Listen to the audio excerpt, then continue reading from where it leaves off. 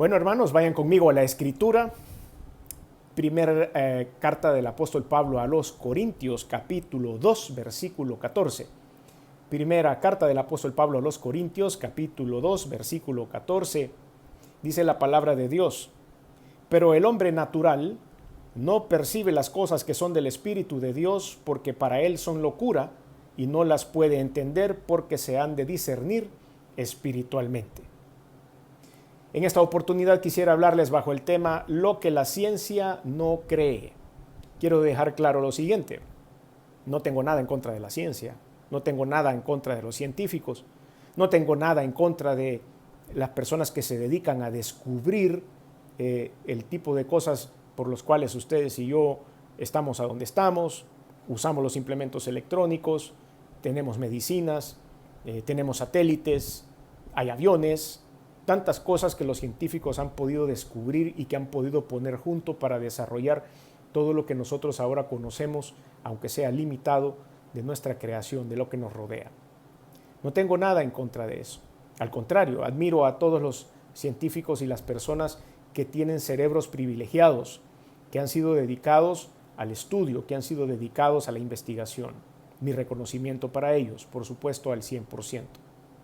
Pero también hemos venido investigando acerca de varias cosas, y en los últimos temas que hemos tocado acerca de la apologética, que es la defensa de la fe, hemos tocado temas acerca de las nuevas religiones que han venido saliendo, movimientos en contra del cristianismo que se han estado desarrollando, y hemos ido investigando algunas cosas que nos hacen pensar en que hay personas que no han creído en el Creador, que no han creído en un Dios creacionista únicamente porque no tienen pruebas acerca de eso, porque no hay manera de comprobarlo físicamente o científicamente.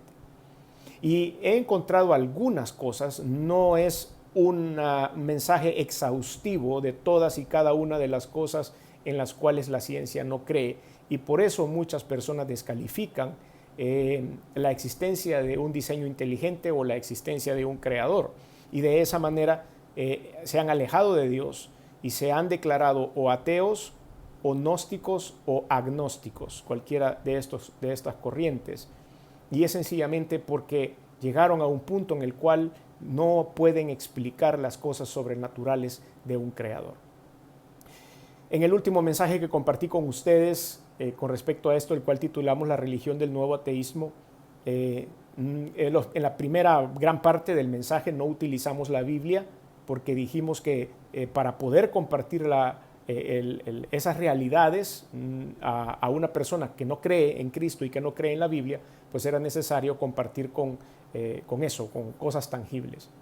En esta oportunidad sí voy a usar la Biblia. En esta oportunidad es menester de que saquemos la palabra de Dios para poder demostrar a través de ese libro maravilloso que estas cosas en las cuales muchos científicos no creen o muchas corrientes de pensamiento no creen son tangibles, las hemos sentido más de una vez, existen, y por supuesto Dios las ha hecho y las ha descrito en su palabra.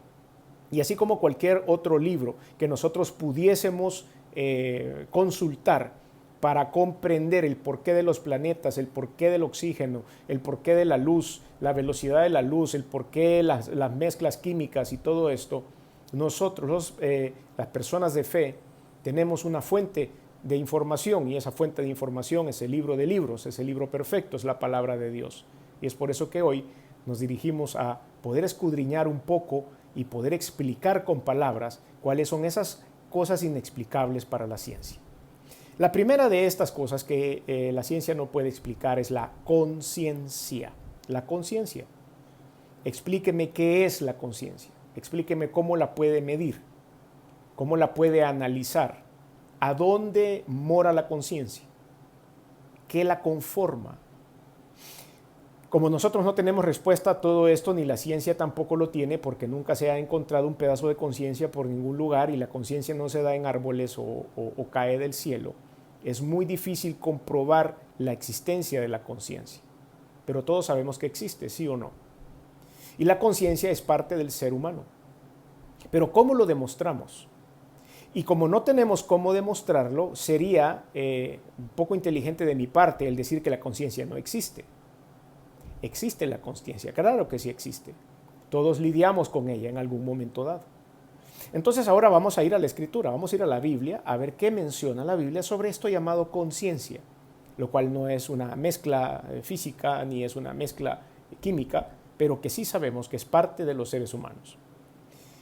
La conciencia, vemos lo que dice el Evangelio según San Juan, capítulo 8, versículo 9, y le advierto que ahora va a haber un bombardeo, un ametrallamiento de la palabra de Dios en los próximos minutos, así que voy a tener que ir un poco rápido para poder terminar en tiempo de todo lo que tengo que compartir, y yo le pido que esté listo con su lapicero, y si no, pues usted ya sabe que puede ver de nuevo este video en las redes sociales de Iglesia Josué o en mi canal personal de YouTube, Alessandro López Camilot, y ahí va a estar subido este video, pero tome papel y lápiz y empiece a anotar. Juan capítulo 8, versículo 9 dice, para ellos, al oír esto, acusados por su conciencia, salían uno a uno, comenzando desde los más viejos hasta los postreros, y quedó solo Jesús y la mujer que estaba en medio. Lo que está contando el Señor aquí, a través de Juan, el evangelista, es aquel evento donde había llegado la mujer adúltera y había llegado un grupo de hombres fariseos que querían apedrearla porque eso es lo que mandaba la ley.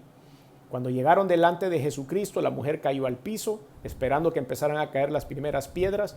Cuando el Señor Jesucristo les preguntó qué es lo que había hecho esta mujer y que si había alguien libre de pecado que lanzara la primera piedra, y sencillamente nadie estuvo libre de pecado, por lo cual la mujer se salvó. Pero vemos la reacción de estos hombres y dice, pero ellos al oír esto, acusados por su conciencia, ¿qué es lo que los hizo rectificar? Si estos hombres no hubieran tenido conciencia, cualquiera de ellos hubiera agarrado una piedra y se la hubiera tirado y hubiera dicho, no me importa, lo voy a hacer, y se acabó. Pero acusados en algo que interiormente les había dicho que eran pecadores, salían uno a uno, comenzando desde los más viejos hasta los postreros, y quedó solo Jesús con esa mujer. Es por eso que también hemos utilizado el texto base que utilizamos, lo voy a repetir, 1 Corintios 2:14, porque al hombre natural, es decir, aquel que no es un hombre espiritual, que no es un hombre de fe, que no comprende las cosas de Dios, que las rechaza, que no quiere saber nada de ellas, que se declara agnóstico, no percibe las cosas que son del Espíritu de Dios porque para él son locura, para la mayoría son locura, para la mayoría no creyentes. No las puede entender porque se han de discernir espiritualmente. Más adelante vamos a ver esto del Espíritu. Volvemos a la conciencia. Entonces, vemos que la conciencia sí es algo que se tiene, está dentro de nosotros, y eso nos puede dar o quitar la libertad. Veamos lo que dice 1 Corintios 10:29. La conciencia, digo, no la tuya, sino la del otro, pues ¿por qué se ha de juzgar mi libertad por la conciencia de otro?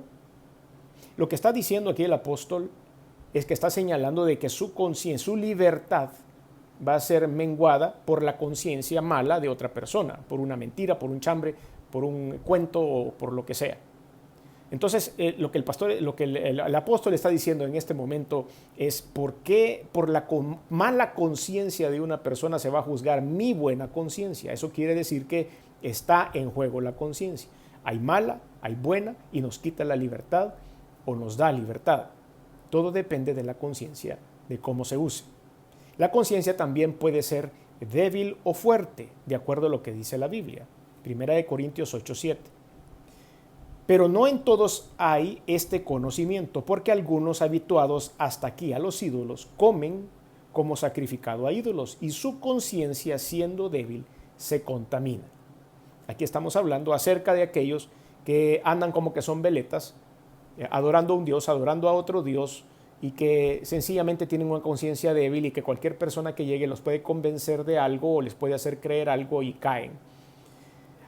Lo importante que vemos acá es que la conciencia se puede debilitar o se puede fortalecer. La conciencia puede estar en libertad o puede estar presa. La conciencia puede ser mala o puede ser buena. ¿Qué características podemos encontrar para este factor que se supone que no existe, que no es medible, que no es comprobable, que no es palpable, que no es estudiable? Creo que la conciencia existe y está en la Biblia. Puede ser buena o mala, les decía hace un rato. Vaya conmigo a 1 de Timoteo, capítulo 1, versículo 5. 1 de Timoteo 1:5. Pues el propósito de este mandamiento es el amor nacido de corazón limpio y de buena conciencia y de fe no fingida. Aquí hay varias cosas interesantes en este versículo. El amor nacido de corazón limpio. ¿Hay alguna manera de medir el amor? ¿Hay un amor meter? ¿Hay un amor termómetro de amor? ¿Habrá algo así? Pues no hay manera de medir el amor. Alguien le puso ese nombre, pero sí sentimos esos sentimientos o no. Sí lo hemos percibido en algún momento de nuestra vida. Los estudiosos de la neurología dicen que hay una parte del cerebro que lo produce, pero lo podemos medir, lo podemos tocar, lo podemos palpar. Y la palabra de Dios lo menciona, pero regresemos a la conciencia. Y dice, pues el propósito de este mandamiento es el amor nacido de corazón limpio y de buena conciencia y de fe no fingida. Está la fe también acá. Está la fe, lo vamos a ver un poco más adelante, por supuesto, pero la buena conciencia. O sea que hay buena y hay mala también. Si hay buena, debe haber mala conciencia. Primera de Timoteo siempre, pero vamos al capítulo 4, versículo 2, y dice, por la hipocresía de mentirosos que teniendo cauterizada la conciencia, cauterizada, quiere decir que la conciencia se endurece, se hace como un callo y deja uno de tener cuidado de las demás personas, deja uno, no les importa nada. ¿Recuerdan la historia del fariseo, de los fariseos con la mujer adúltera? Por lo menos tenían conciencia, eran fariseos pero tenían conciencia, porque dice, acusados por su conciencia, se dieron la vuelta y se fueron y nadie tiró la primera piedra. Pero de la que estamos hablando acá dice que tiene una conciencia cauterizada, es un callo, no le entra nada, no le importa nada. ¿Conoce usted alguna persona así? Pues yo conozco varios, fíjese. Eso quiere decir que la conciencia cauterizada sí existe, aunque no sea medible. Y decimos cauterizada, por supuesto, usando algún término común para que pueda ser entendible para todos, pero yo no puedo ir a medir qué tipo de cauterización se le hizo a esa conciencia. Pero yo creo que usted y yo entendemos claramente a lo que se refiere. También la conciencia es corruptible, eso dice la Escritura. Tito capítulo 1, versículo 15. Tito capítulo 1, versículo 15. Todas las cosas son puras para los puros, mas para los corrompidos e incrédulos nada les es puro, pues hasta su mente y su conciencia están corrompidas. ¿Qué les parece? La conciencia se corrompe también. ¿Cómo se puede corromper algo que no existe? ¿Cómo se puede corromper algo a lo que yo voy a sacar porque no es comprobable? Porque no lo puedo llevar al laboratorio, porque no tiene una secuencia numérica, porque no puedo desarrollar una fórmula para medir la conciencia, pero existe, ¿sí o no? Se puede limpiar, dice también la palabra de Dios. O sea que la conciencia es limpiable, no es un objeto, pero ¿cómo se hace para limpiar? Veamos, Hebreos capítulo 9, versículo 14. Hebreos 9, 14. Cuanto más la sangre de Cristo, el cual mediante el Espíritu eterno se ofreció a sí mismo sin mancha a Dios, limpiará vuestras conciencias de obras muertas para que sirváis al Dios vivo. La sangre de Cristo derramada en la cruz del Calvario es el mejor detergente para lavar su conciencia. Si usted cree en eso, si usted cree en ese evento maravilloso de la muerte de Jesús por sus pecados y por su vida eterna, en ese momento está metiendo su conciencia en la lavadora, y la sangre de Cristo, ese maravilloso detergente, limpia su alma de pecados. Eso es la conciencia, es lavable. Es otra cosa que la ciencia no puede medir. Vamos a dejar la conciencia en paz un momento. Y ahora vamos a otra parte de nuestro interior llamado el alma. ¿Es medible el alma? ¿Sabemos a dónde está el alma? ¿Usa un lugar físico como lo usa el hígado, como lo usan los pulmones, como lo usa el corazón, como lo usan nuestros huesos? ¿Dónde está el alma? Pues no lo sabemos. Está en algún lugar dentro de nosotros. ¿Será que está detrás de la oreja? ¿Será que está en la parte de arriba? ¿Será que está en el cuello? ¿Dónde estará el alma? Como los científicos tampoco han podido encontrarla, entonces algunos de ellos no creen en esto. Insisto una vez más, no tengo nada en contra de los científicos, los admiro, pero hay muchos de ellos que son muy incrédulos y es necesario que tengamos cosas prácticas sobre las manos. El alma es el lugar en donde está nuestra identidad. El alma es el lugar donde reposa nuestra inteligencia. El alma es el lugar a donde están todas nuestras experiencias vividas. Estoy seguro que ahorita un neurólogo está haciendo cuentas y más o menos está ubicando el alma en alguno de los hemisferios del cerebro. Y estaría bien si está en el cerebro. Yo creo que sí, ahí debe ser. Mi humilde opinión, no soy médico ni neurólogo, pero creo que es el lugar más inteligente y más pensante que tenemos en el cuerpo. Por lo tanto, el alma debería estar ahí, pero no la hemos podido medir. No se puede extirpar como se puede extirpar otras partes del cerebro para un estudio, porque es algo que es un producto del cerebro o creación de Dios. ¿Qué habrá sido? Bueno, el alma. Vamos a ver qué dice la Biblia sobre esto. Nos trata de dictar lo que es bueno y malo. El alma nos trata de dictar qué es lo bueno y lo malo. ¿A consecuencia de qué? A consecuencia de lo que hemos vivido. Nuestra identidad, recuerden, está en el alma. Y para mí es malo asaltar a alguien.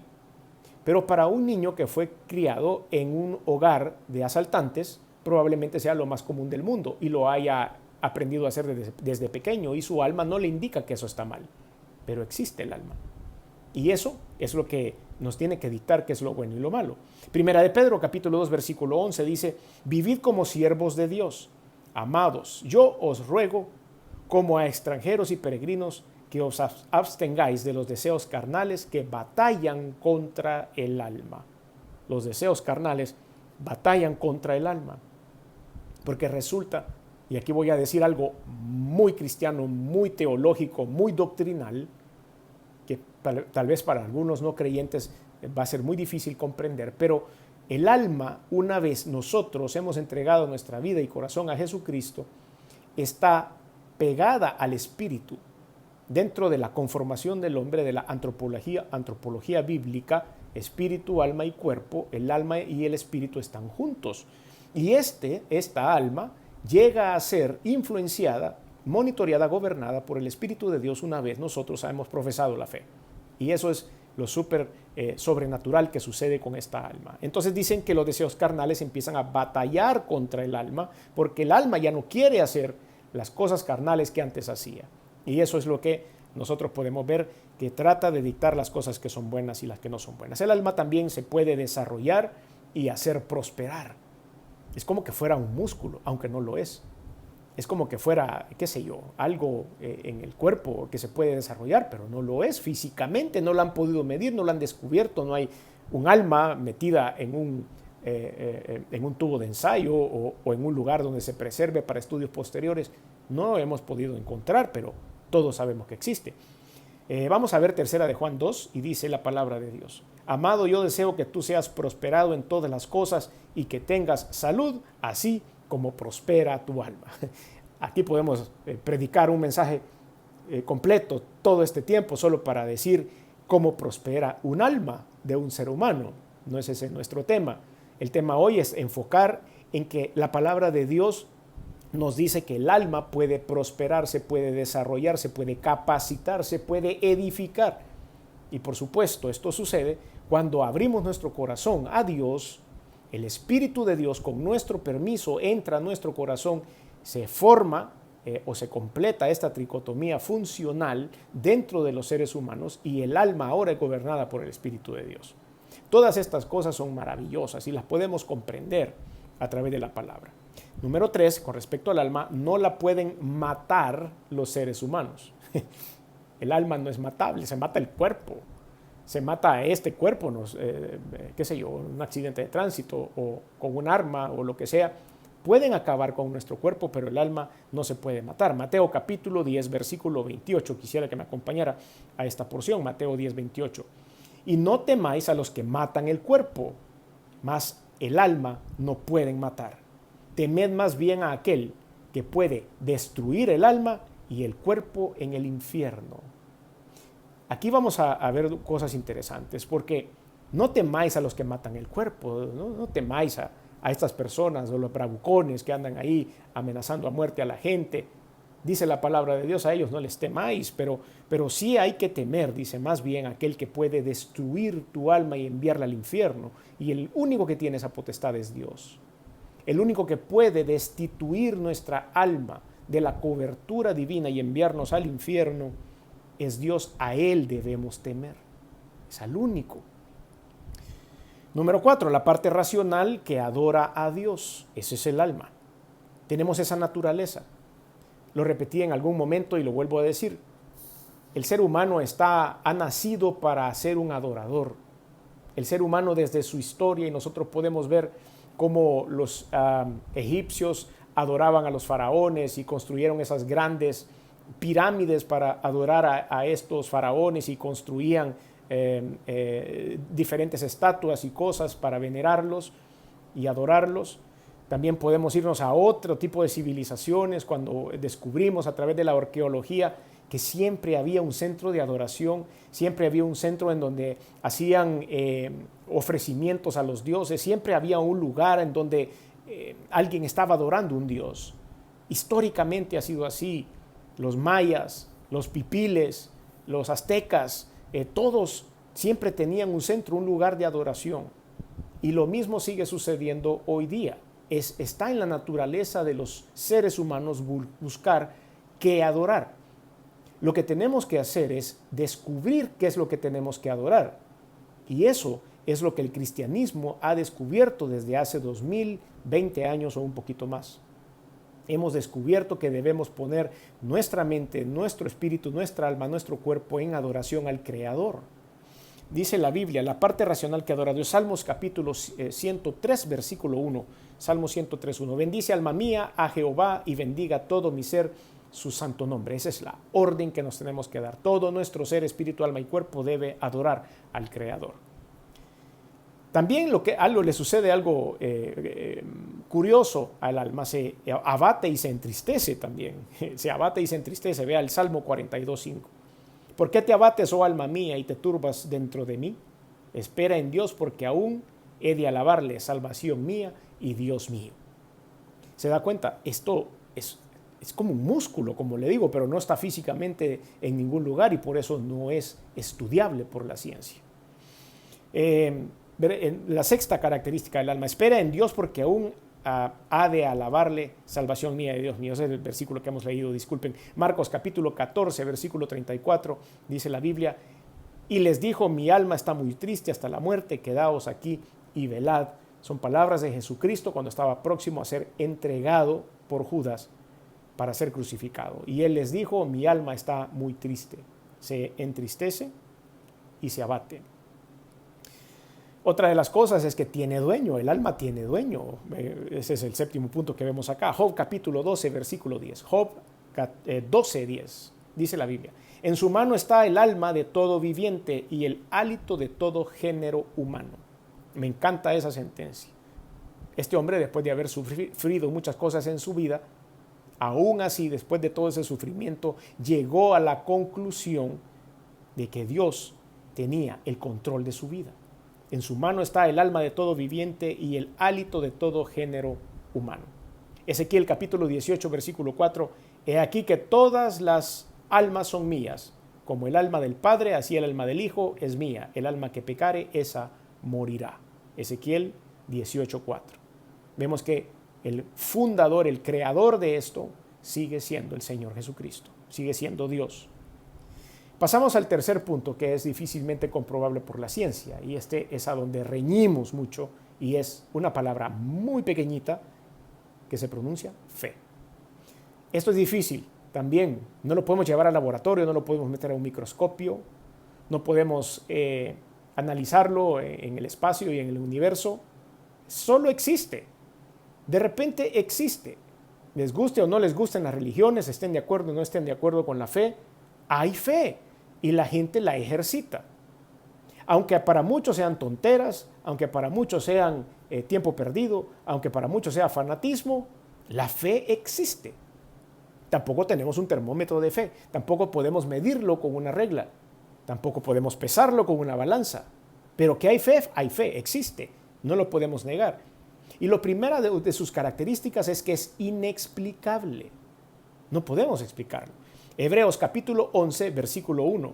Es pues la fe, la certeza de lo que se espera, la convicción de lo que no se ve. Eso es inexplicable para alguien. Necesita cosas tangibles para poderlas medir. Necesita cosas reales para poderlas meter en una fórmula, para poder diseñar una teoría acerca de la fe. Pero esto lo que me indica es que es algo efímero, que es algo que no se puede medir, que no se puede llevar al laboratorio, pero que existe, existe. Es pues la certeza de lo que se espera, una certeza absoluta, la convicción de lo que no se ve. Hay una fuente de donde viene la fe, el lugar a donde emana la fe. Hebreos 12, 2. Hebreos 12, 2. Puesto los ojos en Jesús, el autor y consumador de la fe, el cual por el gozo puesto delante de él sufrió la cruz, menospreciando lo oprobio, y se sentó a la diestra del trono de Dios. Por supuesto, debo decir que si Jesús es el autor y consumador de la fe, y que la fe nace, empieza y termina en Jesucristo, en la vida de los seres humanos, muchas otras fes, si quiere y si vale el término, que han salido a lo largo de la historia, son copias de esta fe. Porque la fe emanó del Señor Jesucristo y de la fe cristiana. Y muchas otras fes a lo largo de la historia, después de la fe en Jesucristo, se han tomado ventaja de este desarrollo de la fe que hemos tenido los cristianos para poderlos también direccionar a todos sus seguidores y ponerlos en su fe en otra cosa que no sea el Creador. Se puede poner a prueba, 1 de Pedro 1:7, para que sometida a prueba vuestra fe, mucho más preciosa que el oro, el cual, aunque perecedero se prueba con fuego, sea hallada en alabanza, gloria y honra cuando sea manifestado Jesucristo. La fe se puede poner a prueba. Levante la mano quienes no han sido probados en su fe. Yo creo que ninguno de nosotros pudiera levantar la mano. Todos hemos sido probados en nuestra fe en algún momento. Y todos podemos contar cosas maravillosas. Lo vamos a hacer más adelante. La fe es preciosa, dice la Biblia, 2 de Pedro 1:1. Simón Pedro, siervo y apóstol de Jesucristo, a los que habéis alcanzado por la justicia de nuestro Dios y Salvador Jesucristo, una fe igualmente preciosa que la nuestra. Es algo que uno disfruta. Es algo que uno guarda como un gran tesoro. La fe, dicen algunos, es lo último que se pierde. Es algo que está dentro de nosotros, aunque no lo podamos medir, no lo podamos pesar, no lo podamos estudiar y no podamos sacar una fórmula matemática sobre esto.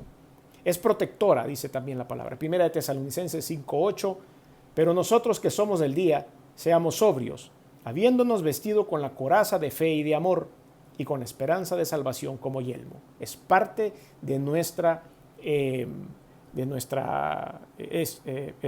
escudo, de la armadura, esa es la palabra que quería buscar, de la armadura que nosotros tenemos que usar, la coraza de fe y de amor que Dios nos dio a todos nosotros para que salgamos adelante.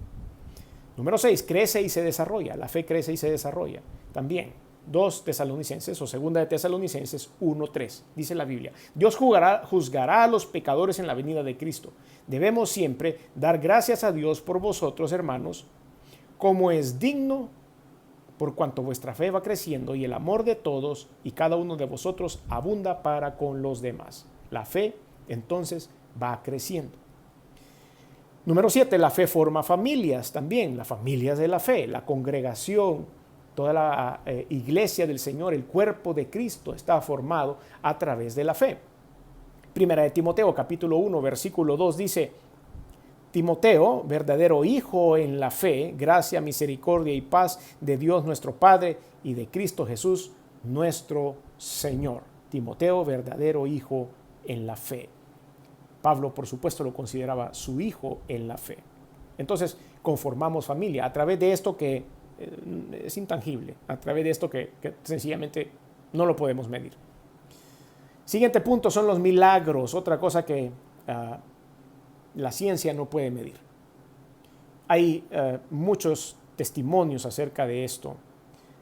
Había una serie de televisión en los Estados Unidos que se llamaba Es un milagro, It's a Miracle. Esta serie salió allá por los años 1994, 1997, hasta el año 2005 más o menos. Hicieron, 60 y tantos capítulos, 6 temporadas, acerca de personas contando su testimonio de milagros, testimonios reales y comprobados. No eran esos reality shows que vemos ahora en donde le pagan a un actor o a cualquier persona para que llegue a contar historias descabelladas y solo por darle rating al programa. Este programa, It's a Miracle o Es un Milagro, era basado en hechos reales y la gente que se sentaba ahí y se entrevistaban eran personas que habían realmente tenido encuentros extraordinarios, cuestiones extraordinarias en su vida. Pero esto es difícil para la ciencia creerlo y materializarlo porque no tienen una explicación lógica. Algunos de ustedes han experimentado diferentes tipos de milagros y hay personas que han pasado por situaciones muy complicadas de salud en los cuales su mismo médico, un científico, una persona dedicada al estudio, sencillamente les dice: aquí solo su Dios, porque ya no hay nada más que hacer por usted, y de repente la persona se sana. Y los médicos aceptan diciendo: esto fue un milagro, porque médicamente ya no había nada más que hacer en este mundo. Prerequisito para ver los milagros. Hay prerequisitos. Los milagros no le pasan a todo el mundo, por supuesto. Hay prerequisitos para esto. Mateo capítulo 13, versículo 58. Y no hizo allí muchos milagros, hablando de Jesús, a causa de la incredulidad de ellos. Sencilla la sentencia. Y no hizo allí muchos milagros a causa de la incredulidad de ellos. Si hay incredulidad en el corazón de los seres humanos, no va a pasar nada, absolutamente nada. Por eso la fe es el ingrediente principal para que los milagros sucedan, como le ha pasado a usted y como me ha pasado a mí. Número 2, Jesús en aquel tiempo provocaba las mismas interrogantes que provocan los milagros hoy. Siempre ha sido, como son cosas extraordinarias, como son fuera de lo ordinario, como son fuera de lo medible, como son fuera de la costumbre, y no se pueden entender, entonces la gente empieza a retroceder y dice: no, yo no creo en eso. No puede ser que eso esté pasando. Marcos capítulo 6, versículo 2 dice: y llegado el día de reposo comenzó a enseñar en la sinagoga, y muchos oyéndolo se admiraban y decían: ¿de dónde tiene esas cosas? ¿Y qué sabiduría es esta que le es dada? ¿Y estos milagros que por sus manos son hechos? ¿Qué es esto? Eran un montón de dudas, eran un montón de interrogantes que habían en ese momento en todas las personas que estaban alrededor de él en la sinagoga. Son las mismas interrogantes que nosotros tenemos. ¿Cómo es posible que esto pasó? ¿Cómo es posible que este evento tan sobrenatural le pudo pasar a mi pariente, a mi amigo, a mi vecino, a mi hermano en Cristo de la iglesia, al pastor, al líder? ¿Cómo es posible? Dicen. Y tenemos las mismas interrogantes: ¿de dónde tiene estas cosas? ¿Y qué sabiduría es esta que les es dada? Y estos milagros que son hechos por sus manos, el Señor es maravilloso. Número 3, los milagros transforman la manera de pensar de las personas. Llegan a transformarnos a usted y a mí. Marcos capítulo 9, versículos 38 al 40.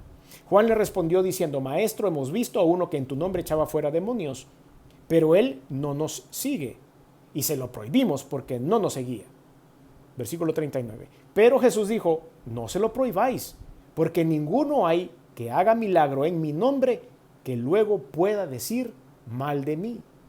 Porque el que no es contra nosotros, por nosotros es. Qué sabiduría, qué inteligencia, qué cosas, qué compartir la sabiduría de Dios a través de Jesucristo, Dios Jesucristo con sus apóstoles. Les decía: tranquilos, ¿por qué lo van a echar? Anda haciendo milagros en mi nombre, es porque cree en mí, es porque tiene fe. Y si no está en contra de nosotros, está con nosotros, aunque no ande aquí con nosotros. Así que no le hagáis nada. Entonces los milagros transforman las maneras de pensar de algunas personas. Número 4, Dios obra milagros a través de quien Él quiere. Él quiso hacerlo a través de ese hombre que no estaba en su grupo y que no seguía a sus apóstoles ni a Él. También lo hizo a través de otras personas. Hechos capítulo 19, versículo 11. Y hacía Dios milagros extraordinarios por la mano de Pablo. Usó al apóstol Pablo. Primera de Corintios 12:10 dice: a otro el hacer milagros, a otro profecía, a otro discernimiento de espíritus, a otro diversos géneros de lenguas y a otro interpretación de lenguas. Entonces, ¿qué es lo que dice acá?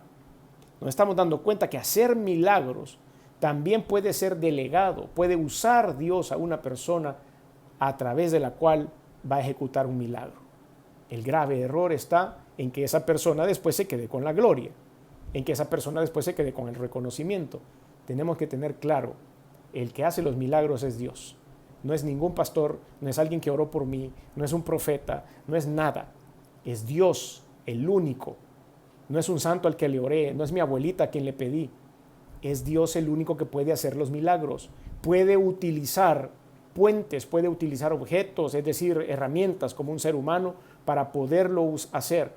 Pero va a ser únicamente Dios el que lleve todo el reconocimiento.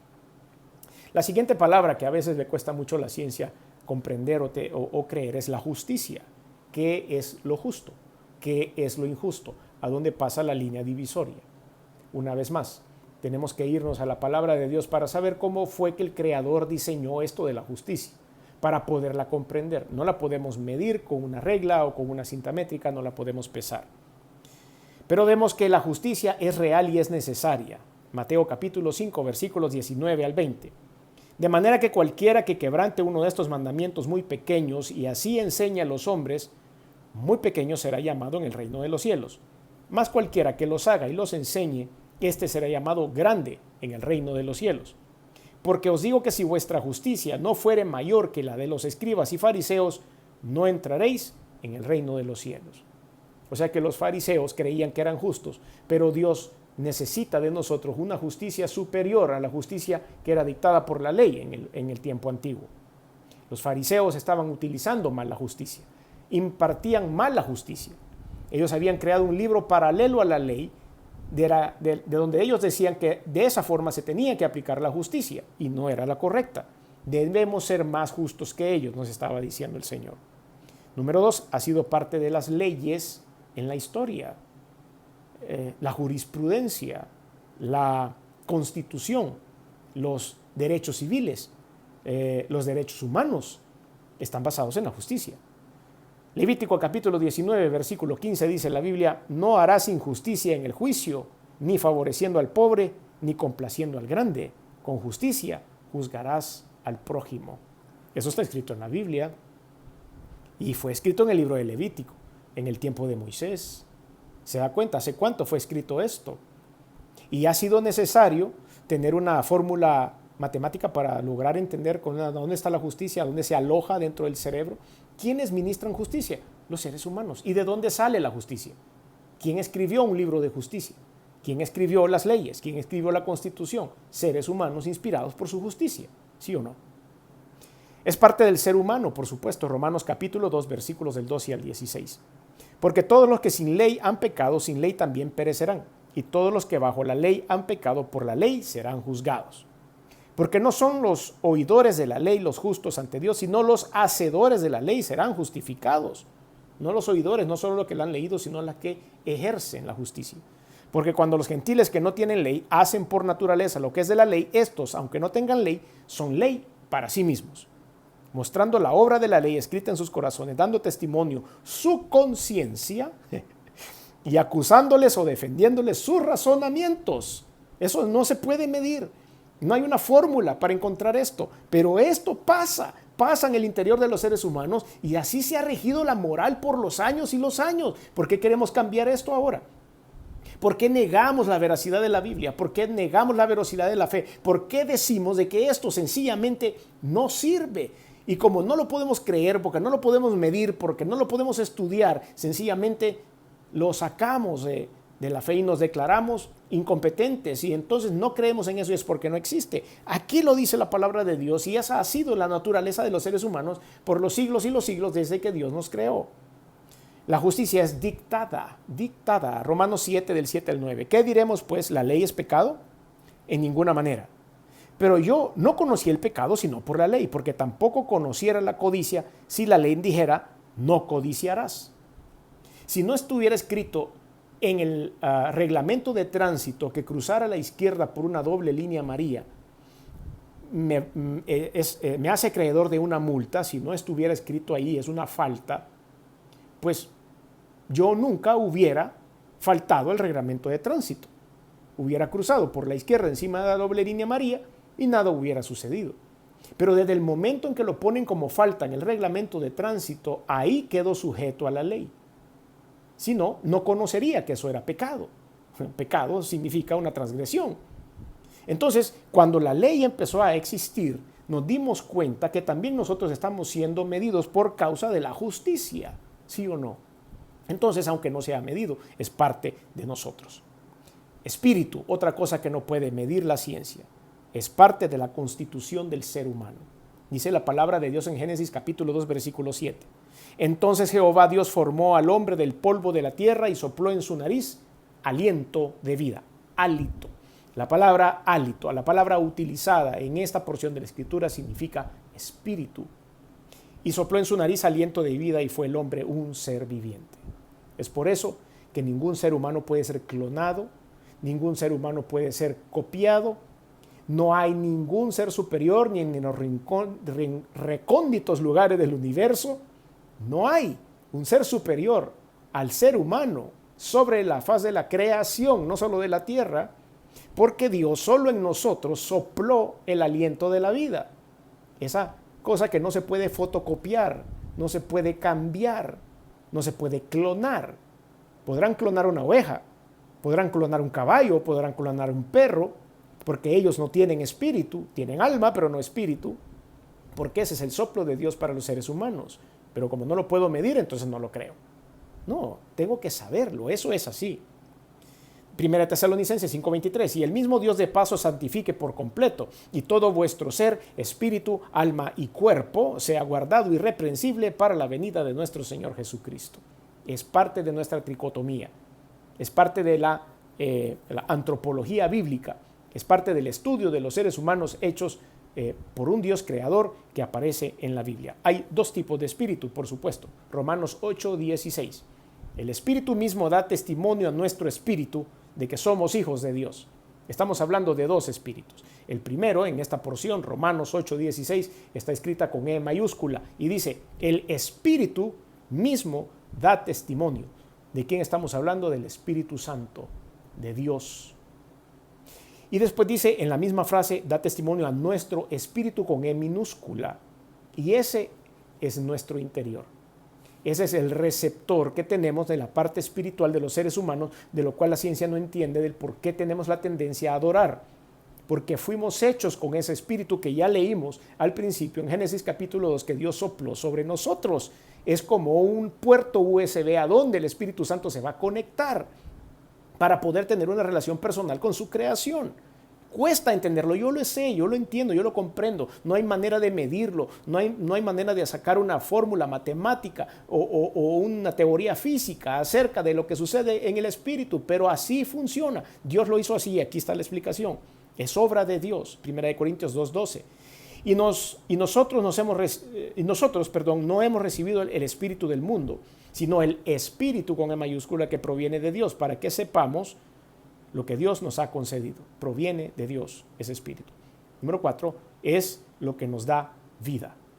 2 Corintios 3:6, el cual asimismo nos hizo ministros competentes de un nuevo pacto, no de la letra, sino del espíritu, porque la letra mata, mas el espíritu vivifica. Voy a leer de nuevo esto.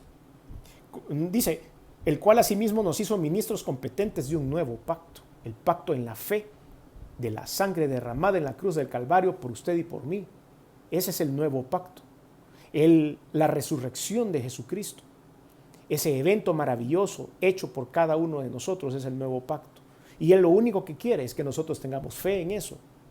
Y dice, asimismo nos hizo ministros competentes de un nuevo pacto, no de la letra, no de la ley, no de los libros, no de la ciencia, no del libro de los fariseos de aplicación de la ley, sino del Espíritu, porque la letra mata, nos aleja, nos separa de Dios, nos hace blasfemar el Creador, nos hace decir que no existen todos estos detalles, pero el Espíritu vivifica. No lo podemos probar físicamente, pero tenemos testimonio de haberlo sentido, sobrenatural. Su presencia es maravillosa y tangible. Hay buenos y malos espíritus, eso sí. Efesios capítulo 2, versículo 2 dice, en los cuales anduvisteis en otro tiempo siguiendo la corriente de este mundo conforme al príncipe de la potestad del aire, el espíritu que ahora opera en los hijos de desobediencia. Hay espíritus que controlan a algunos seres humanos que están en contra de Dios. Tengamos cuidado de no entrar en esos espíritus contrarios o permitir que entren esos espíritus contrarios que lo que hacen es alejarnos de Dios. Ahora, quiero hacerte una consulta, una pregunta para terminar este mensaje. ¿Qué crees?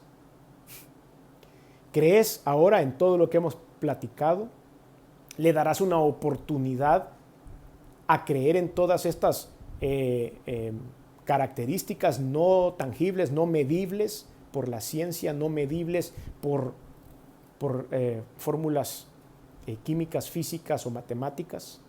Le darás la oportunidad al Señor de poder manifestar su gloria, de tu Creador, de poder manifestar su gloria a través de todas estos artículos, estas características de los seres humanos muy internas que no pueden ser medidas. Yo te invito a que lo hagas. Yo te invito a que le des la oportunidad a Dios y que, como muchos de nosotros, puedas también tener el testimonio personal de que todo esto existe y que Dios, el Creador, es el que gobierna nuestras vidas. Y eso se hace con una sencilla oración, la cual te voy a pedir que puedas hacer ahora. Una simple oración para que se active tu parte espiritual, ese puerto USB del que hablaba hace un rato, en donde el Señor quiere llegar a conectar a su Santo Espíritu. Y yo te pido que ahí donde estás hagas esa oración. Yo no te puedo perdonar los pecados, no puedo activar tu vida espiritual. Yo no puedo asegurarte la vida eterna, yo no puedo hacer milagros en tu vida, eso lo hace Dios al 100%. Yo lo único que puedo hacer es acompañarte en esta oración. Por eso te pido que la hagas conmigo. Señor Jesús, reconozco que he hecho cosas que no han sido de tu agrado. Me arrepiento, perdóname. Pero reconozco también que viniste al mundo hecho hombre, que te colgaron en una cruz y que la sangre que derramaste ha servido para limpiar mis pecados. Reconozco que resucitaste al tercer día y que estás sentado a la diestra de Dios. Por lo tanto, hoy abro mi corazón y te recibo en él como mi único y suficiente Señor y Salvador. Gobierna mi vida, guíame y ayúdame a tener esta experiencia sobrenatural que hemos aprendido hoy. En el nombre de Jesús. Amén.